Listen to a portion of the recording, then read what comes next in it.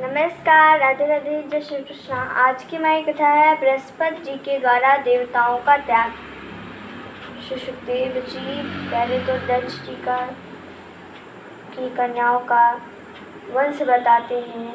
उनकी 60 कन्याएं थीं, तो सारा बताते हैं कि उनका विवाह किससे हुआ था, उनके वंश का वर्णन करते हैं। और फिर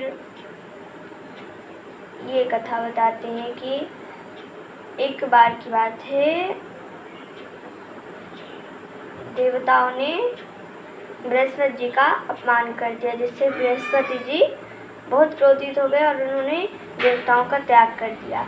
और देवताओं ने विश्वरूप को अपना शिष्य, अपना पुरोहित बना लिया।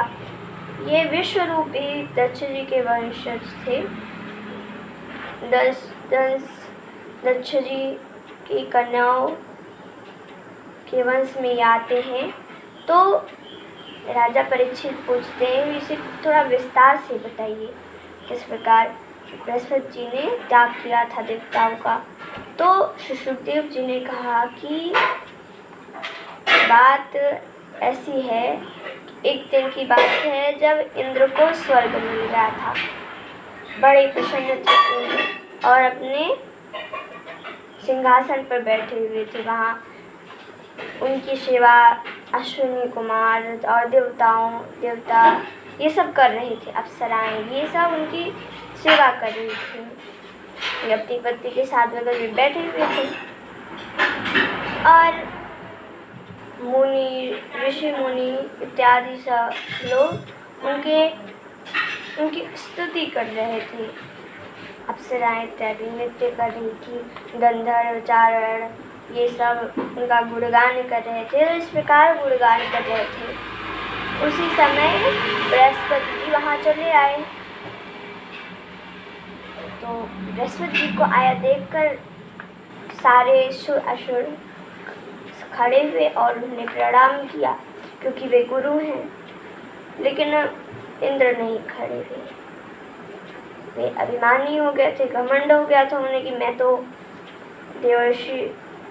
तो देवराज इंद्र बन गया हूँ। उन्हें बड़ा घमंड हो गया था और वो जान देख कर भी बृहस्पति जी को उठे नहीं, उनका सम्मान नहीं किया। वे सिंहासन पर बैठे रहे, हिले डुले भी नहीं। तो बृहस्पति जी ने देखा कि इंद्र को घमंड हो गया है, तो उन्होंने उनका त्याग कर दिया और तुरंत वहाँ से चले आए। वहाँ से आए सीधा अपने घर और वहाँ उन्होंने ध्यान लगाया, अपने आप को अंदर ध्यान कर लिया। अब जब बृहस्पति जी गए तो देवराज इंद्र को होश आया। वो चेतन आए कि अरे मुझसे कितना बड़ा अपराध हो गया, मैंने अपने गुरु का ही सम्मान नहीं किया। वो कहने लगी कि मैं कितना पापी हूँ, मैंने अपने गुरु का सम्मान नहीं किया। वे आए थे, उन्हें आसन नहीं दिया, इतना तक भी नहीं कहा बैठिए, और हिला डुला नहीं। और मेरे गुरु मुझसे गुस्सा होकर चले गए। तो क्या करना चाहिए, उनको ढूंढना चाहिए। तो देवराज इंद्र ने कई नौकर चाकर भेजे कि जाओ उनको ढूंढ कर लेकर आओ, मैं उनसे क्षमा मांगूंगा। खुद भी जाते ढूंढने पर कहीं भी नहीं मिलते बृहस्पति जी, क्योंकि वे तो अंदर ध्यान हो गए थे, मिलते नहीं। और मिलते नहीं है तो चले आगे। अब असुरों ने देखा बृहस्पति जी तो चले गए, अच्छा मौका है। असुरों के गुरु शुक्राचार्य ने असुरों को बुलाया, कहा बढ़िया मौका है, बृहस्पति जी चले गए हैं और सारी शक्ति देवताओं की बृहस्पति जी, वे नहीं है तो वे भी शक्तिहीन है, यही मौका है, आक्रमण करो स्वर्ग पर। तुरंत असुर ऐसा ही करते हैं और वे आक्रमण कर देते हैं। देवता हार जाते हैं, हार कर ब्रह्मा जी के पास आते हैं। ब्रह्मा जी को सारी बात बताते हैं। ब्रह्मा जी कहते हैं, तो इंद्र तुमने क्या किया, अपने गुरु का सत्कार नहीं किया, भी गुस्सा हो गए, चले गए, अब क्या किया जाए। तुम्हें कोई गुरु तो अवश्य चाहिए, इसलिए तुम्हें विश्वरूप के पास जाना चाहिए। उन्हें गुरु बनाओ, तुम अपना पुरोहित बनाओ।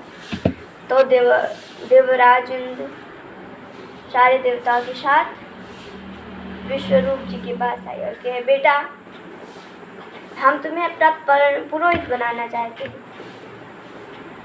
और असुरों ने हमें भगा दिया है स्वर्ग से, हम बड़े दीन हैं, हमारे पुरोहित बनोगे ना? देखो बेटा विश्वरूप, कभी कभी बड़ों को भी छोटों के आगे झुकना पड़ता है, तो बनोगे ना मेरे पुरोहित? तो विश्वरूप ने कहा, देखिए मैं तो एक तपस्वी हूँ और तपस्वी को पुरोहित बनना शोभा नहीं देता, ये निंदनीय कार्य है, बहुत ही निंदनीय है, मैं इसको नहीं करना चाहता, पर आपको साफ साफ मना भी तो नहीं कर सकता, इसलिए ठीक है मैं आपका पुरोहित बनूंगा।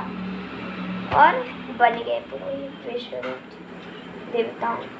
आज की कथा हमारी यही समाप्त होती है। धन्यवाद। राधे राधे। जय श्री कृष्ण।